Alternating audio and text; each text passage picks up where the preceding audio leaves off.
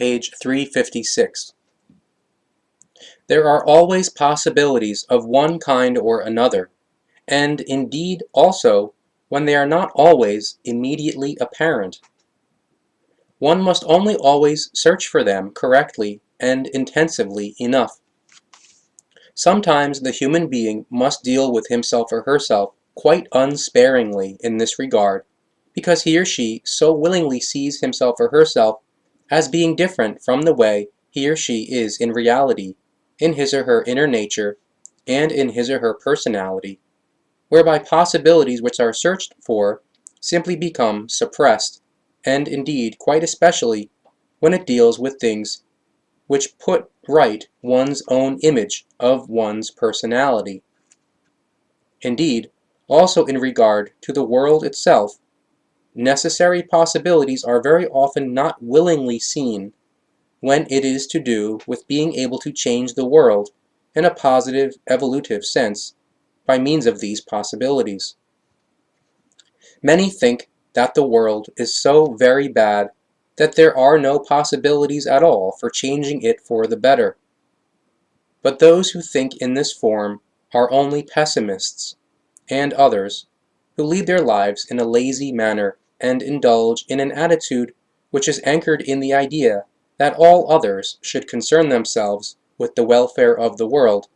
because their own power or initiative would not be enough to bring about a positive change anyway, or because they think that their own skin and their own welfare comes first, for which reason it would be nonsensical to grasp a possibility for the improvement of the world, and so on and so forth. Naturally, life is not always pure sunshine, and many worries and much grief, as well as many problems and terrible things and so forth, prevail everywhere in the human being's life. But this is only one side of the life, because in fact, an extraordinary number of positive factors also appear which bear witness in the values of overcoming, solutions, and successes,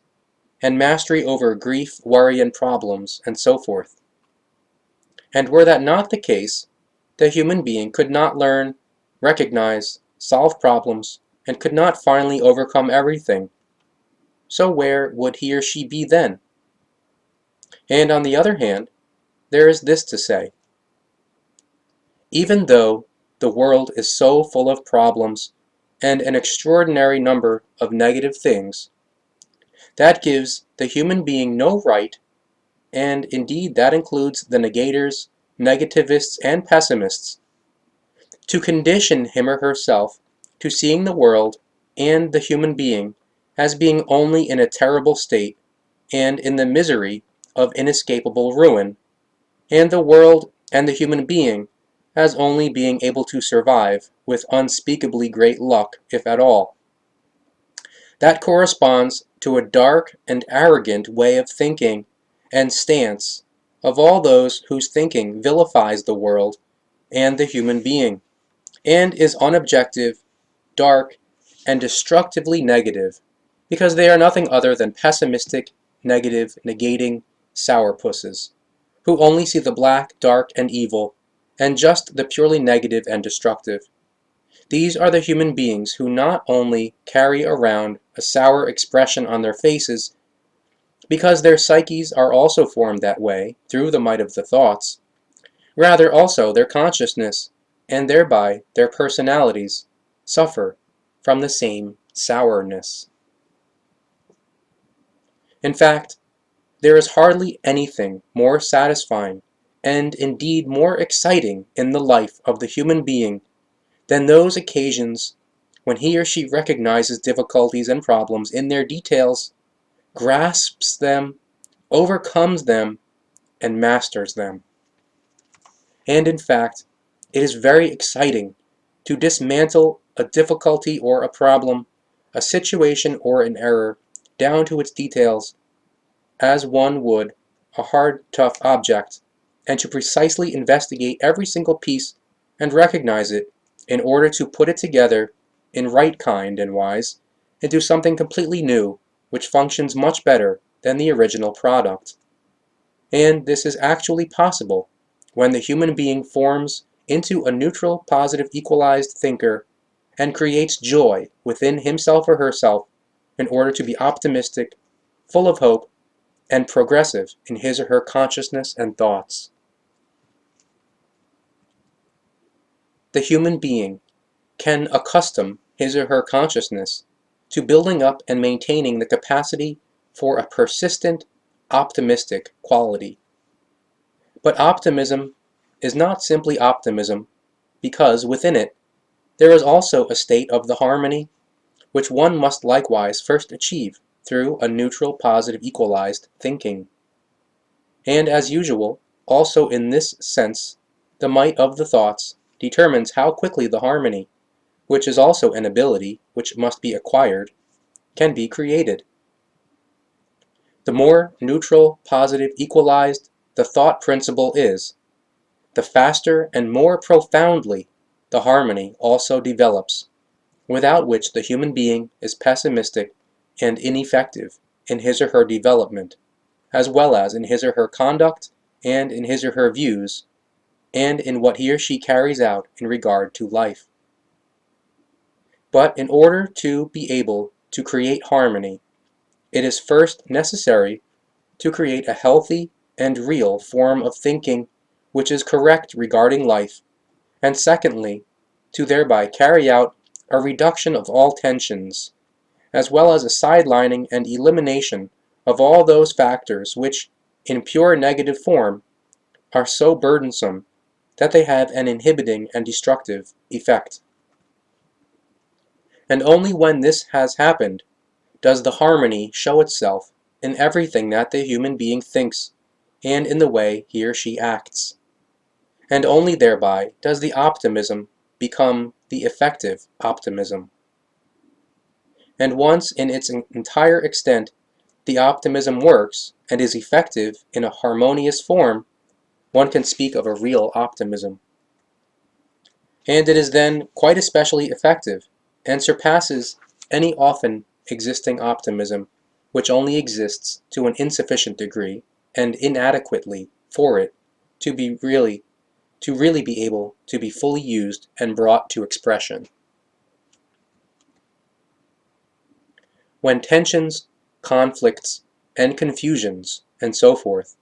provoke the human being, then the personality, which functions as a unity comprising the inner nature and consciousness,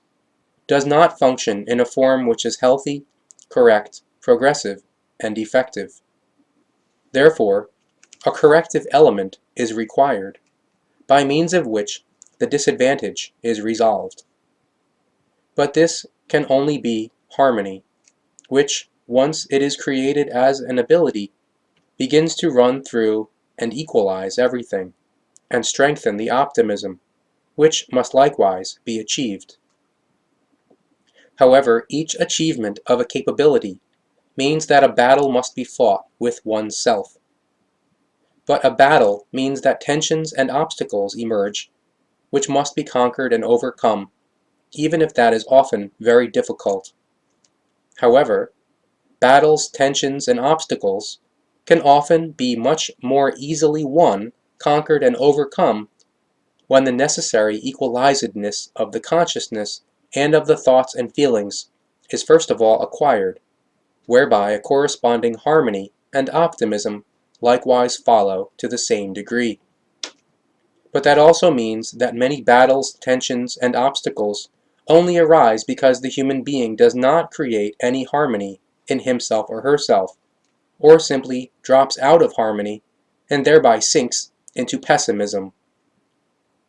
If a human being is optimistic in an inadequate and fickle form,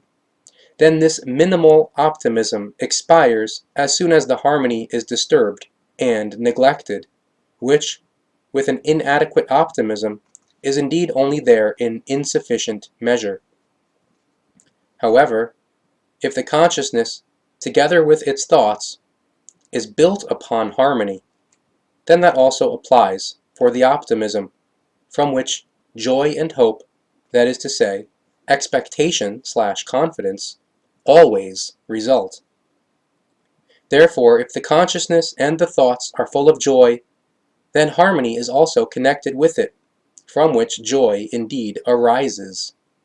And everything which is tackled and undertaken then moves in this harmony-joy state. Therefore, the kind of work which is done also plays no role, because through the harmony-joy state, every activity becomes the encouraging fulfillment of obligation, which is practiced with satisfaction. Therefore, harmony also has an effect on work, indeed no matter what the work concerns, and whether it is easy or difficult, trained or untrained, or is appealing or unappealing for oneself in terms of mood and so forth. A human being who has at his or her disposal an evolutive harmony, and therefore a progressive, creative, and constructive harmony, also possesses the power to do all work with joy, no matter which kind it is, and regardless of whether it appeals to him or her or not. The human being of harmony, joy, optimism puts his or her values regarding this into every activity to be carried out by him or her. Consequently, he or she performs every activity with joy. As a result of harmony, the consciousness and its thoughts, as well as the life and the work,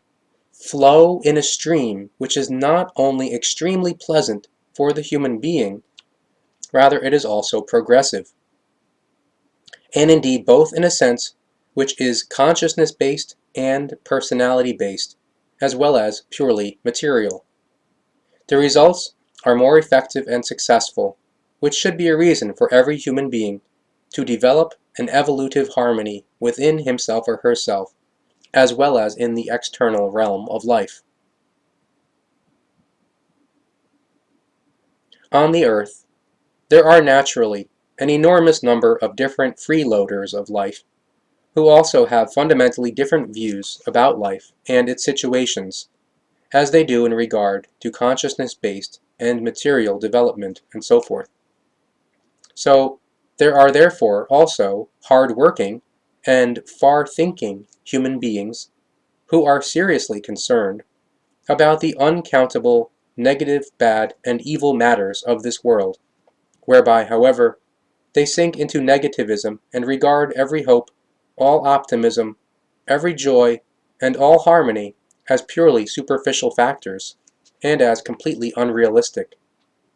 They see the world and everything contained within it,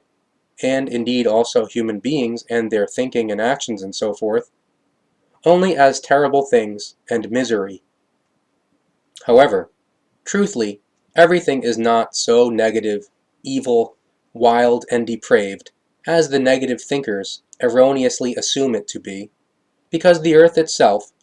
as well as the entirety of its nature, and the human being as well as all creatures which creep and fly on the planet, is not so very negative and depraved, or indeed hostile to life, as is assumed by the negators, pessimists, and other negative thinkers, as is depicted. In fact, the world, its nature, and its creatures, and the human being are much better, which is proven by general progress in every regard. Neither the world nor its nature and its creatures stand still and become depraved, nor therefore does the human being. Everything and every one, and thereby also the human being, has not yet become depraved, and has not yet become so brutal and incapable of life that all is lost and can no longer be saved. And even when a great amount of every kind of bad, terrible, inhumane, and negative activity prevails within the mass of terrestrial humanity, this humanity is indeed not worse than earlier humanities were with this, or than future ones will be. At least all those who were and are creative and constructive in every regard, and through whom progress in consciousness-based and material form has been guaranteed since time immemorial, took care and take care of that. Thus, since ancient times, there have always been a sufficient number of positive thinkers who supported life and fulfilled the evolution so that humanity, in spite of all the negative, bad, wrong, and evil, and so forth, moved forward and progressively overcame everything and created a future of which they can be proud. Thus, the positive thinker has the most healthy and progressive stance that a human being can ever wish for and achieve. Consequently, he or she directly and openly looks all the terrible things which appear again and again in the eye, and nonetheless has hope, that is to say, confidence, that everything leads to a better and good end, and therefore to progress and success, even when the present situation and all events are momentarily otherwise, and when, to the pessimist, the one without hope, the negator and the negative thinker, all progress and improvement appears impossible.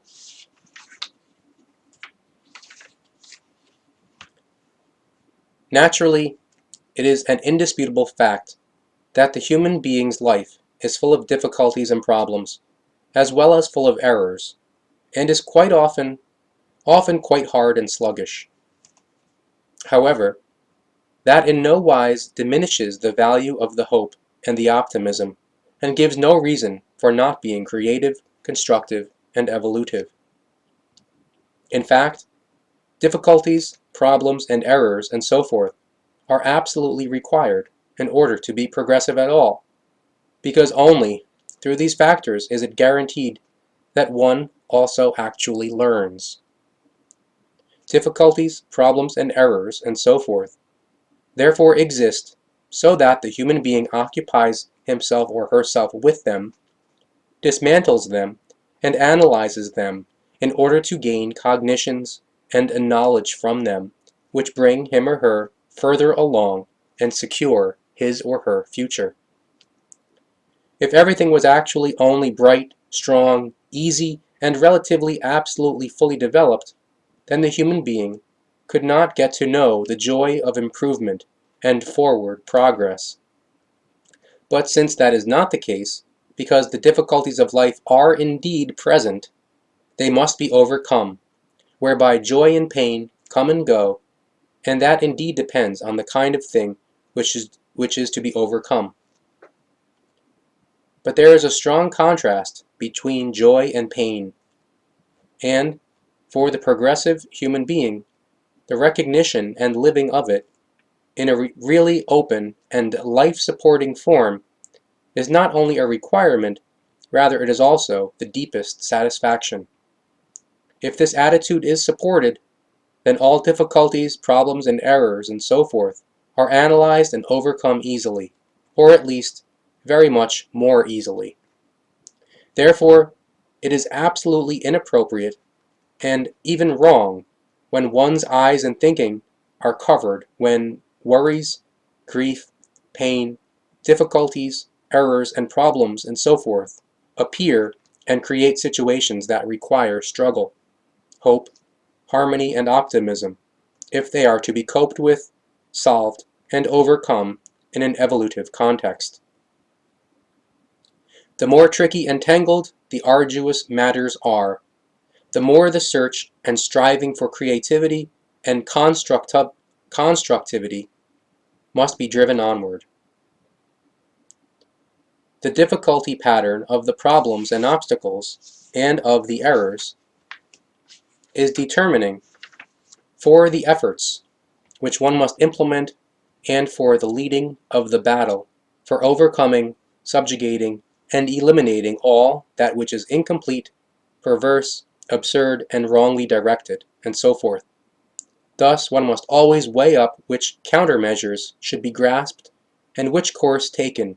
regarding that which strays away from creation and evolution. Therefore, everything must always be clearly and distinctly considered, because only in this way can that which should be found, and only if the right way is found should it be worked out, in a positive thought pattern, into solutions and guidelines, for it then to come to fruition through the might of the thoughts.